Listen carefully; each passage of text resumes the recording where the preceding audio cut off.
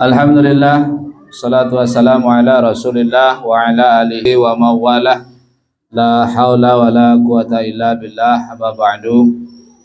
Yang kami hormati Bapak Imam Masjid Baitul Muqtadiin. Kemudian yang kami hormati Bapak Sohibul Hajah, Bapak Yudi Hasibuan. Kemudian yang kami hormati Bapak Ibu Ketua beserta seluruh pengurus. Kemudian ibu-ibu jamaah majelis ta'lim yang insya Allah tetap dimuliakan oleh Allah.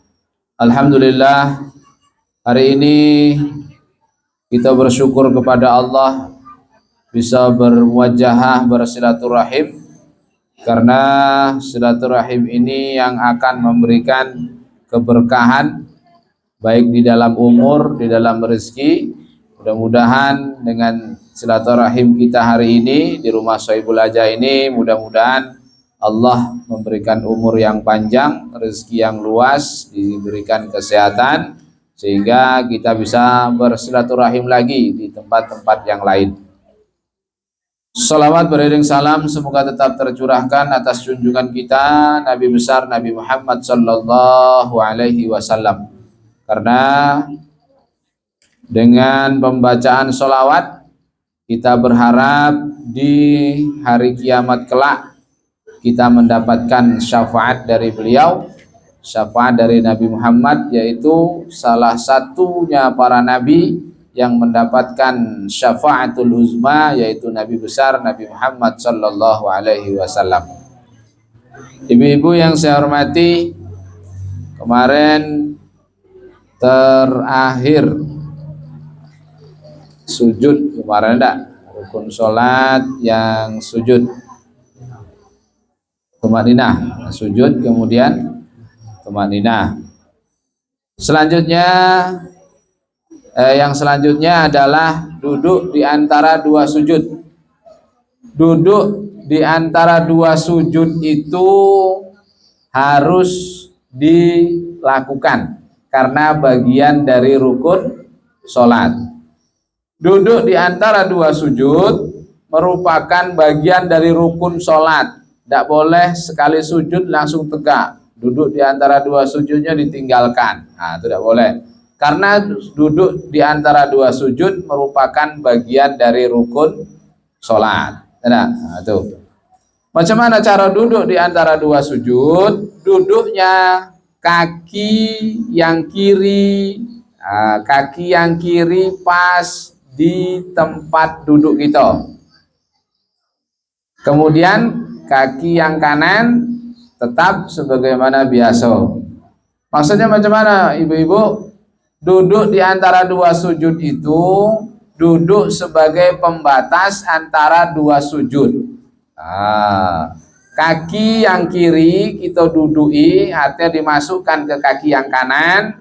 Kemudian kaki yang kanan tetap dengan posisi sebagaimana posisi sujud.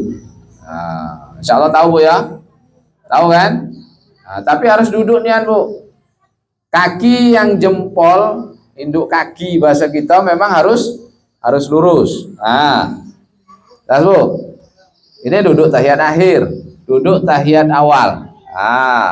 Duduk di antara dua sujud. Namanya duduk di antara dua sujud. Kaki yang kiri diduduki, kemudian kaki yang kanan,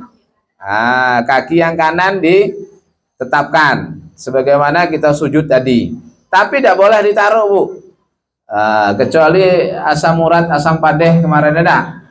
Ya Bu, tetap harus tegak. Apa bacaannya Bu? Rabbighfirli warhamni wajburni warfa'ni warzuqni. Apa nampaknya? Tahu artinya Bu? Harus tahu Bu, usahakan harus tahu. Rabbighfirli, Rabbi. Kalau Rabbi itu pasti Tuhanku, tidak? Rabbi, wahai Tuhanku, ighfirli, ampuni aku. Apa lagi? Warhamni, kasihanilah aku, sayangilah aku. Terus apa lagi? Wajburni. Wajburni ini ada yang maknai wajburni, perbaikilah keadaanku. Nah, wajburni itu ada. Perbaikilah keadaanku. Maksudnya keadaan kehidupan kita di dunia ini. Maksudnya bukan sisi materi, Bapak Ibu. Sisi kedekatan kita dengan Allah. Wajburni. Terus warfa'ni. Warfa'ni, ya Allah, angkatlah derajatku. Derajat di hadapan Allah bisa jadi, ya, bisa jadi juga derajat di hadapan manusia. Derajat itu kan pangkat. Pangkat maksudnya di hadapan Allah. Terus apa lagi, Bu? Warzukni, beri rezekilah kami. Terus wa'afini, warzukni, wahdini, dan tunjukkanlah aku, tunjukkanlah ke jalan yang lurus. Maksudnya bimbing tetap ke jalan yang lurus. Walaupun sudah dapat hidayah Allah, tetap melaksanakan sholat, tapi tetap mohon bimbingan Allah agar tetap berada pada jalan yang lurus. Wahdini, terus wa'afini, wa'afini, dan berilah kesehatan kami. Wa'fu anni, dan ampunilah aku. Bu, kita sholat harus tahu bacaannya. Kalau kini kan bisa belajar di mana-mana, buku banyak, ya, boleh di tempat-tempat yang lain kita belajar. Supaya sholat kita khusyuk. Duduk di antara dua sujud, kalau tidak tahu bacaannya, Bu, tidak tahu maknanya, nanti tidak terasa nikmat, ya, Bu. Terasa nikmat sholat itu kalau tahu apa yang dibaca. Kalau tidak tahu yang dibaca, itulah sholatnya gampang bosan. Kayak itu hari kau liburan dulu sholat asar kau, tandanya tuh bosan, berat. Kamu liburan sibuk nian. Padahal kalau dia menikmati sholat itu, tidak akan dia tinggalkan. Belum sholat, pasti dah. Mana nikmatnya akan terasa itu dah. Kalau sudah sholat, biasanya ibu kalau marah-marah, sudah tuh buat sholat, hilang dah bu marahnya dah. Apa dah tambah marah? Tanda orang dapat kenikmatan sholat, marah itu biasalah. Namun manusia pasti marah dah. Setelah dibuat sholat, kok tenang, tandanya sholatnya elok. Tapi kalau kita sudah sholat, tambah marahnya, tandanya. Sholatnya belum dapat kenikmatan, ya Bu ya. Maka sholat itu jangan cuma hafal yang sekarang sudah hafal, harus diperdalam. Apa artinya ya? Alhamdulillahirabbil alamin. Nah, itulah saya jelaskan lah dulu ya. Nanti tinggal ibu yang memperdalam supaya kita tuh bertambah umur, ya bertambah ibadah, tambah dekat dengan Allah. Ya Bu, dekat belum dengan Allah? Lah, sedekat apa Bu? Itu kan sulit menjelaskan enggak? Padahal Allah memang sudah dekat, sedekat urat leher, katanya dah. Allah itu dekat, sedekat urat leher. Masa dekat macam mana lagi? Emang sudah dekat. Lah kalau gitu kok terasa jauh dari Allah? Kan Allah gitu dah. Allah itu adalah zat yang dekat, qorib. Dekatnya macam mana Allah? Sedekat urat leher. Sedekat urat leher kita dengan urat leher. Berarti lah nempel dengan kita tuh. Cuma kita yang gak jauh itu baik bedanya.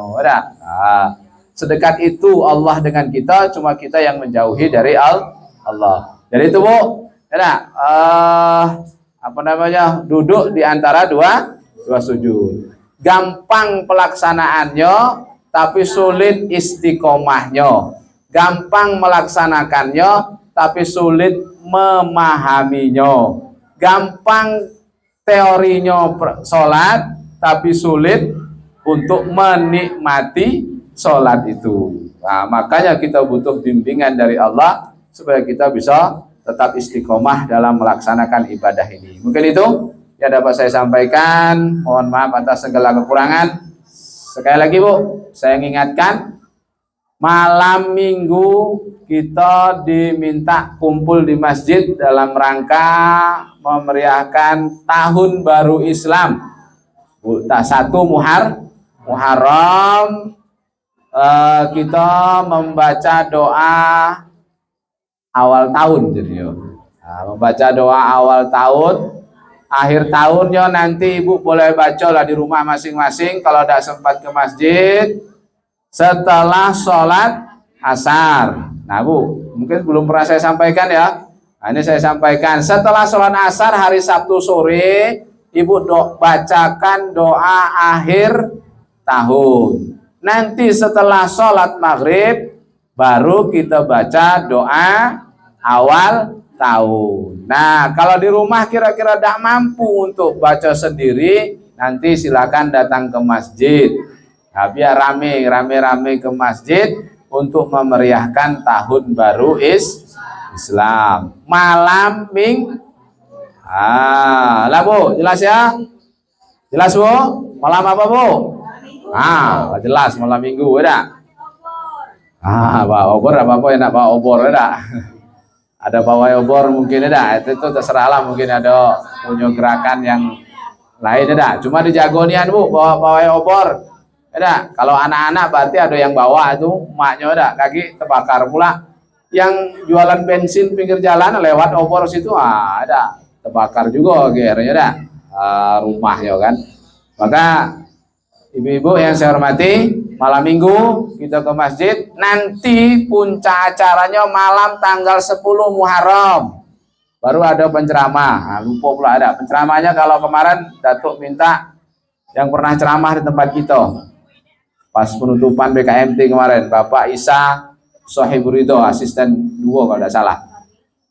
Insya Allah itu ada. Jadi malam tanggal 10 insya Allah itu puncaknya 10 Muharram, karena tanggal 9, 10 kan kita dianjurkan untuk puasa. Jadi malam tanggal 10-nya kita acara di masjid ya, dalam rangka ceramah agamanya ya. Jadi malam minggunya itu, malam besok itu malam minggu untuk acara baca doa awal tahun. Mungkin itu sekedar informasi. Saya tutup, mohon maaf bila terdapat kekurangan. Billahi taufiq wal hidayah. Assalamualaikum warahmatullahi wabarakatuh.